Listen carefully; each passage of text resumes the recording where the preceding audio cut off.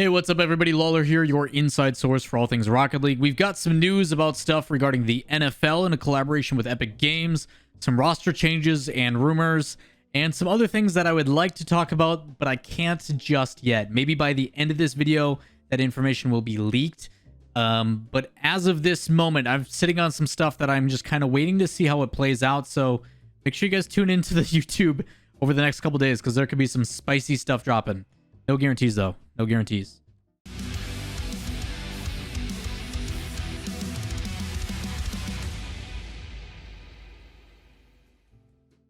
you guys haven't seen the latest post by the NFL communications team, and you can see the post here, it'll be in the description down below. NFL and Epic Games has expanded a partnership with their new content through the NFL season.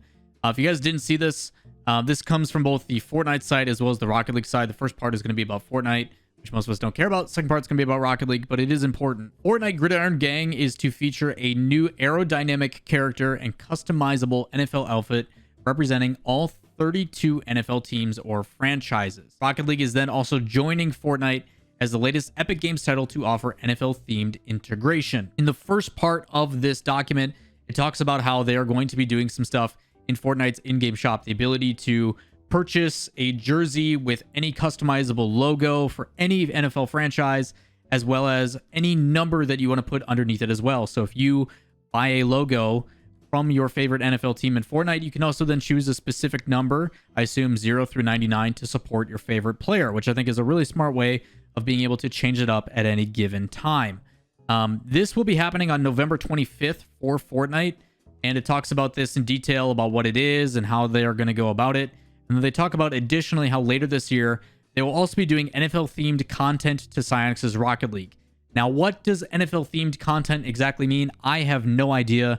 Rocket League's idea of content, in my opinion, has all been cosmetic stuff that does not matter. But if it is truly content, and we get like a football-themed game mode or something a little bit different that is actual content to me, because I will be making a more detailed video about this in the future probably, where content does not equal cosmetic. Although I do enjoy new ways to customize my car, that is not something that changes the way that I play the game or way that I consume the game.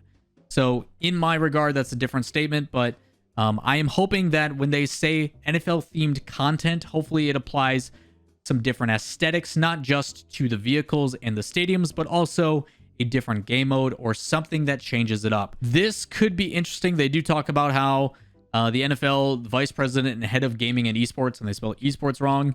I would love to have that position. That'd be really cool.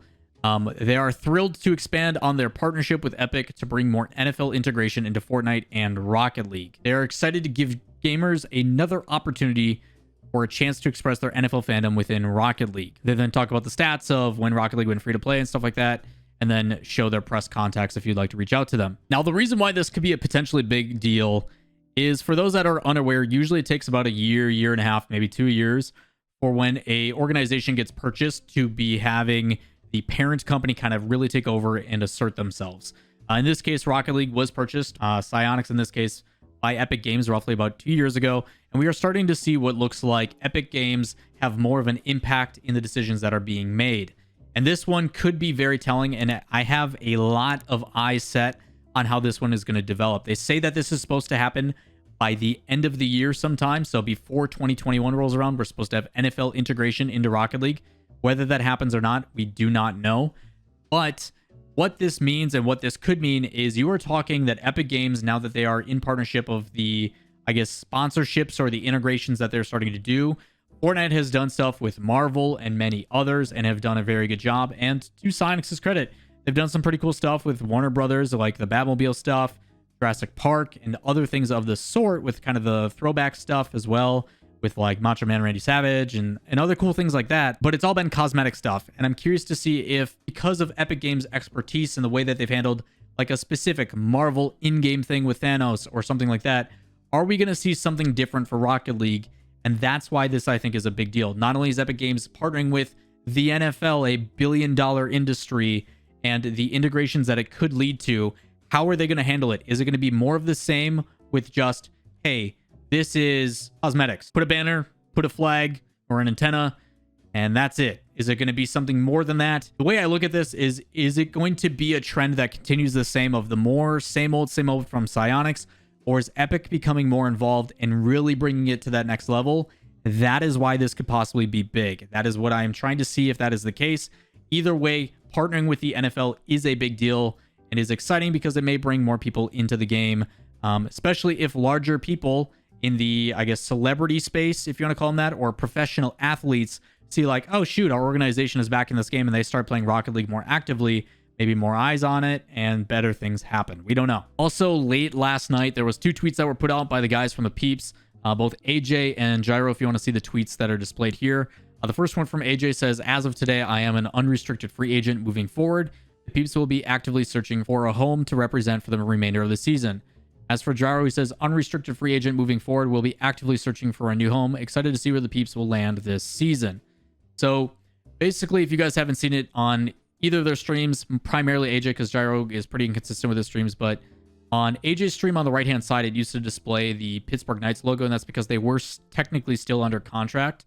But now that they are no longer under that contract, the appeal for other organizations, and that's not to say that organizations weren't already approaching them, but when you are under contract, there is a potential buyout. Obviously, PK is trying to sell the remaining bits of the contract and make that money back, so they're not operating at a massive loss.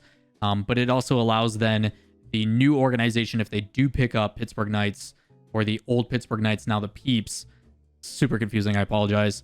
Basically, it allows them to overwrite that contract by taking the buyout, because the contract has to be fulfilled. That's the way that it works. It's the way that stuff is in writing. So kind of a way of buying it out and basically speeding up the process per se. But now that they are unrestricted free agents, that means that they're open and there is no buyout. You can think of this similarly as the benefits to a team like Envy, where the former Ghost roster, Ghost released the team because of financial reasons with the pandemic. So when they become unrestricted free agents, Envy can come in and say, well, we could just pick you up and pay you a salary for no additional cost, rather than having to pay tens of thousands of dollars, depending on what the salary is and all that kind of stuff, to buy that out, and then the salary on top of it. So maybe this will lead to the Peeps getting picked up sooner. What the reasons are for them not getting picked up to this point, I can't say. There's been information that I can't really approach. So again, I do think that this could be an interesting one moving forward. Hopefully the Peeps get picked up, because they have been a top 5, top 6 team in the region, and it would be nice to have everybody having some representation. In other rumors, and ironically without an image this time, normally Shift puts out a fancy graphic, but this time apparently Barcelona are apparently looking to make a change despite being acquired no more than a month ago.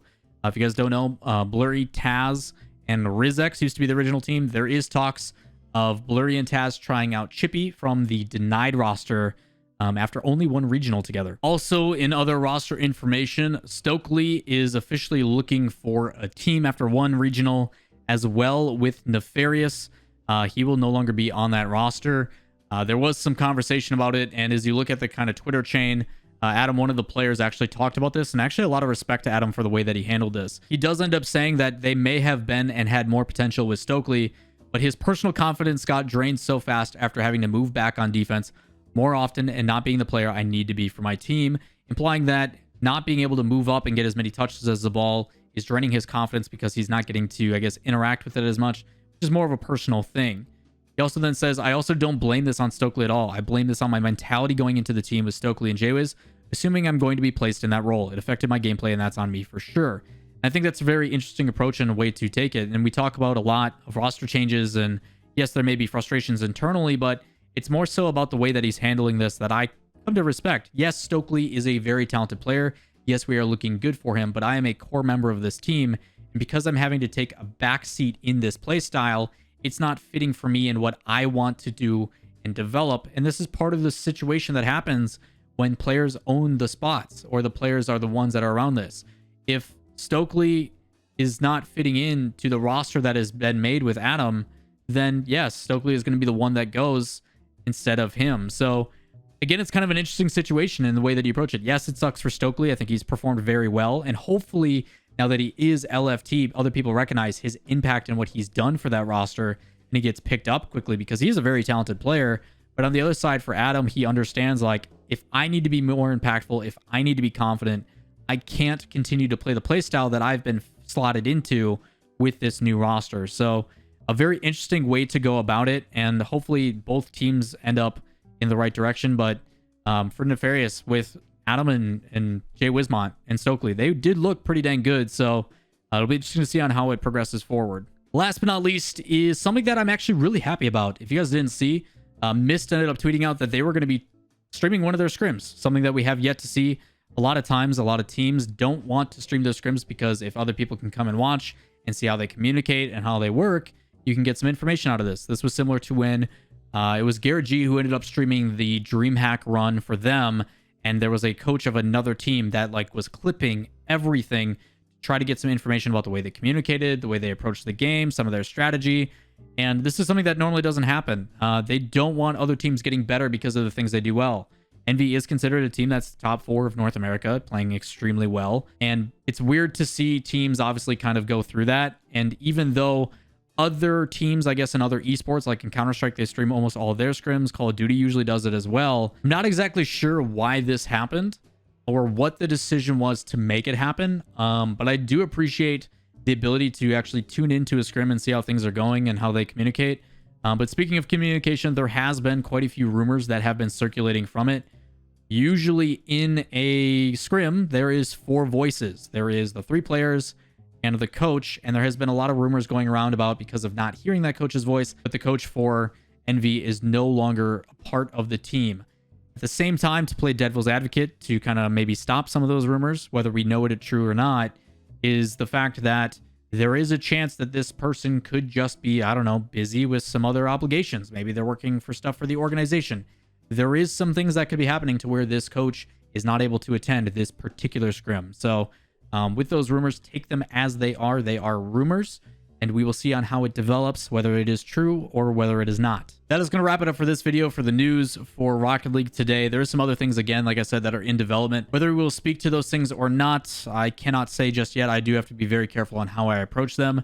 I'm just trying to provide the stuff that I can with precise wording. Shout outs to my editor. I put him through some stuff in this edit, so hopefully it's come out the way that we wanted it to. But again, there has been some stuff that is developing, and I think it's going to continue to develop with this new format and the circuit system and how everything is going. So again, if you guys want to stay up to date on it and you don't want to try to kind of pick through the weeds, make sure you hit subscribe, turn on notifications, hit the thumbs up if you enjoyed the content, all that fun stuff. Join the community on Discord, social medias, all that kind of stuff in the description down below, as well as links to all this information as well. We will catch you next time, and I hope you have a great rest of your day. Peace.